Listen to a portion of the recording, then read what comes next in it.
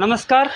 आपल्या जिल्ह्यामध्ये ज्या काही वाढत्या आत्महत्या आहेत, ह्या आत्महत्या एक आपल्या जिल्ह्याची शोकांतिका आहे. मोठा प्रश्न पडतो की जो माणूस स्वतःच्या अंगाला एखादा काटासुद्धा टोचू देत नाही, सुईसुद्धा टोचू देत नाही, तो माणूस एवढं टोकाचं पाऊल का उचलतो की जो गळफास, पॉयझन किंवा इतर हे घेऊन आत्महत्या करतो. आत्महत्या कुणीही एका दिवसामध्ये करत नाही. आणि आत्महत्या प्रश्न दुसरा हा आहे की आत्महत्या केल्यानंतर फोटो सेशन करणाऱ्यांची कमाल आहे की जेव्हा एखादा माणूस घराचा माणूस आत्महत्या करतो की त्याला त्याच्या बायकोला त्याच्या पोरांना मदत करण्यासाठी उतावीळ होतं. मला एवढंच म्हणायचं आहे की तुम्ही ही मदत जर तो मरण्याच्या अगोदर केली तर काय फरक पडते. शासनसुद्धा एखादा माणूस मेल्यावर त्याला 1,00,000 रुपये देते. ती आत्महत्या घडल्यानंतर शोक 1,00,000 रुपये सानुग्रह अनुदान करून देते आणि ते सानुग्रह अनुदान त्याच्या मेल्यावर देते. प्रत्येकच जण हा लाख रुपयाने मरत नाही आहे. सगळ्यात जास्त जे काही प्रमाण आहे हे प्रमाण आर्थिक कर्जबाजारीपणामुळे. त्याच्यामध्ये सुद्धा 10 रुपये शेकडा, 20 रुपये शेकडा, 25 रुपये शेकडा, दीडी असे यामध्ये प्रकार आहेत. 10 रुपये शेकडा जो माणूस घेतो तो 1,00,000 रुपयाला 10,000 रुपये व्याज भरतो.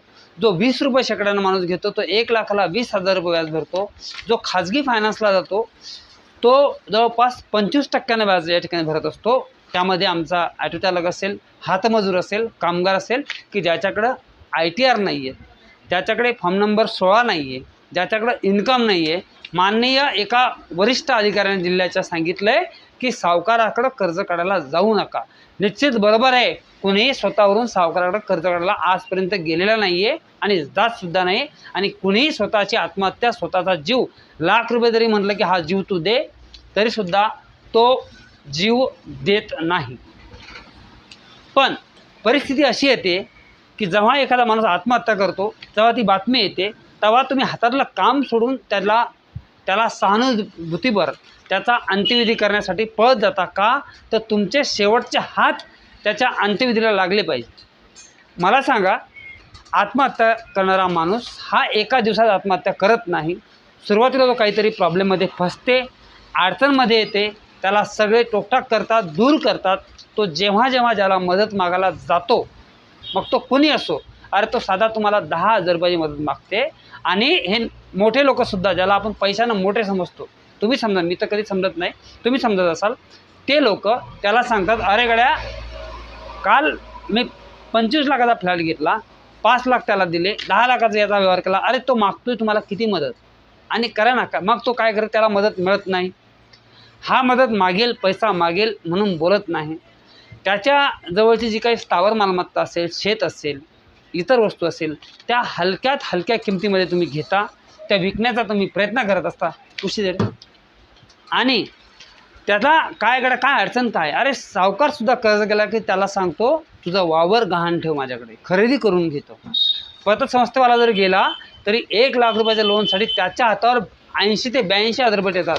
10% त्यांचे शेअर्स करतात. बळजबरी त्याला जीवन अपघात, सरकारने 20 रुपयामध्ये अपघाती इन्शुरन्स केलेला आहे की याला जर काही झालं तर 2 लाखापर्यंत आम्ही याला 20 रुपयामध्ये रिस्कवर देऊ, याच्या कुटुंबाला मदत करू. तरीसुद्धा प्रत्येकानं, जवळपास 70% लोकांनी आपल्या बायकोच्या, मुलाच्या, इतर लोकांच्या नावाने एजन्सी घेऊन ठेवलेल्या आहे. तीसुद्धा कटोरी त्याच्या कर्जाच्या हप्त्यातून केली जाते. त्याच्यानंतर तो कर्जबाजारी होणार नाही तर काय होणार आहे. त्याच्यानंतर घरून दारून सगळ्या गोष्टींतून तो तंग येते. याला मदत मागते, त्याला मदत मागते, शेवटी कुणीही मदत त्याला करत नाही. नाईलाजानं तो खाजगी फायनान्सकडे जाते, नाईलाजानं तो खाजगी सावकाराकडे जाते. आणि मग त्या सावकारकीमध्ये जेव्हा तो जात असते तेव्हा महिन्याला 10,000 रुपये महिना असेल, 20,000 रुपये महिना असेल, नाकी 9 येतात त्याला फेडता. आणि मग नाईलाजानं 1,00,000 कर्ज घेतलं असेल तर त्याचं कर्ज 1,10,000 दिले नाही का, मग मागच्या महिन्यात 2 महिन्याचे झाले, असे 1,20,000 रुपये तुम्ही ॲड करता. आणि असं करता तो एका वर्षात दुप्पट त्याचं कर्ज होतं. आणि नाईलाजाने घरामध्ये बायको असतात, लेकरं असतात, पोरगं शिक्षणाचं असतं, डिग्री, पैसे त्याला रूमवर पडायला लागतात, मिस्टर मुलगी लग्नाला येते. आणि नाईलाजानं तो माणूस एक दिवस कंटाळून 6 महिने, वर्षभर प्रत्येकाला मदत मागण्याचा प्रयत्न करते. कारण तो त्या गाळातून फसतोय.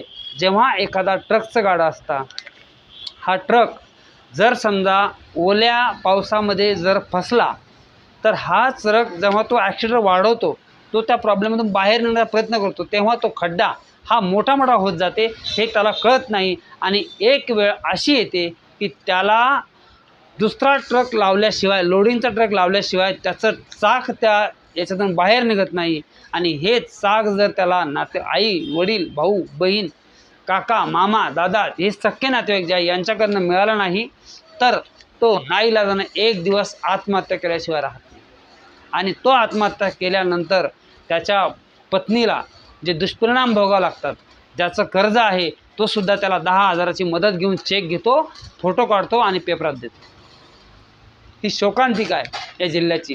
म्हणून मला सांगायचं आहे की जिवंतपणे मदत करायची, ती मदत आम्ही करणार नाही. त्याला मरणाच्या दारावर आम्ही टोकवतो. तो एखाद्या याच्यात सुद्धा गेलं की नाही ही कटोती आहे, ती कटोती आहे, हे लागेल ते लागेल, हे कागदपत्र लागेल ते कागदपत्र लागेल, त्याला बंद करायचं. एखादा हप्ता जरी थकला ना, एखाद्या फायनान्सचा खासदारकीला कंठावून नाईलाजानं जास्तीत जास्त 70% आत्महत्या या आपल्या जिल्ह्यामध्ये. मला एवढंच सांगायचं आहे, तुम्हाला बाहेरचं जे आहेत हे बाहेरचे कुणीही मदत करत नसतात. त्यामुळं बाहेरचे लोक मदत करतील या भ्रमात तुम्ही राहू नका. हे फक्त गोड बोलण्यासाठी असतात. बाहेरची दुनिया बाहेरची असते, सख्खे असतात. आणि आपल्याला झेपेल असंच करा.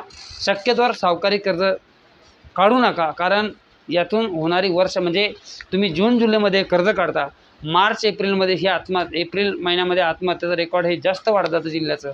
कारण आता जे काढलं कर्ज असतं हे जेव्हा आकडा तुम्हाला बाहेर व्याजासह आकडा येतो, हा आकडा तुमच्या आवाक्याच्या बाहेर असतो. कारण नापिकी आहे, पाण्याचा मुसळधार पाऊस असतो, कधी कोरडावा असतो, तुमच्या मुलांचे दैनंदिन खर्च असतात. नाईलाजानं होतं असं एखाद्या वेळेस की तुमची गाडी त्यामध्ये फसते आणि तुमचा जो काही माल असतो हा माल आणि कर्ज ते पतसंस्थेचं असो, भलाही कर्ज शासनाचं माफ होते फक्त शासकीय बँकांचंच. आणि या शासकीय लोन देताना यांनी अत्यंत जाचक अटी घालून ठेवल्या आहेत. या अटी कुठेही कमी होता कामा, या अटी सरकारने कमी केल्या पाहिजे. याच्यावर उपाययोजना म्हणून किंवा मेल्यावर त्याला 1 लाख रुपये सानुग्रह अनुदान देत आहे, त्याच्या आधी तो का मरतो याचा विचारसुद्धा केला गेला पाहिजे. एवढंच आजच्या व्हिडिओतून सांगायचं आहे. म्हणून मला हेच सांगायचं आहे की जर तुम्हाला एखादा तणावग्रस्त व्यक्ती, एखादा आत्महत्या पीडित करणार आहे, गेल्या 6 महिन्यात तो तणाव तुम्हाला आजूबाजूला सगळ्यांना दिसतं की तो पहिल्यांदा कर्जबाजारी होतो, मग दारू प्यायला लागते, मग कोणी त्याशी बोलत नाही, मग तो एकटाच असते, हे सगळे लक्षण तुम्हाला दिसत असेल.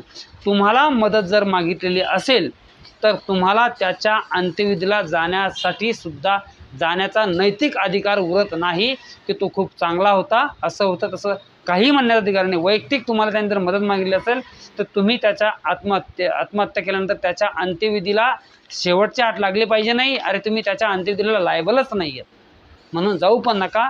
आणि अनेक जे काही समाजसेवक असतात मोठे की आम्ही त्याच्या कुटुंबाला मदत करतो, आम्ही विधवांचं खूप काही करतो. अरे ती विधवा का होते, तो आत्महत्या का करतोय, त्याची जरा समस्या जाणली. कारण मी स्वतः बघितलं आहे की त्याला सकाळपासून संध्याकाळपर्यंत टॉर्चर करायचं, तो मेल्यानंतर त्यालाच चेक द्यायचा 10,000चा आणि वरून त्याच्या विधवा पत्नीला मदत आम्ही करतो असं दाखवायचं. अनेक जे काही खोटे सोशल वर्कर या ठिकाणी आहेत ते चुकीचं आहे. तुम्हाला तो नैतिक अधिकार उरत नाही. स्वतः जर तुम्ही आणि अनेक म्हणता कर्जमाफी करा कर्जमाफी, अरे तुम्ही त्यांना 18% लुटता, ते कुठं गेलं? याचा सविस्तर भांडाफोड मी एक दिवस करणार आहे, एवढंच सांगतोय. मी प्रभाकर वाघमारे, सोशल वर्कर. माझं शिक्षण MSW MS सायकोलॉजी. धन्यवाद. माझा मोबाईल क्रमांक 9604112797. धन्यवाद.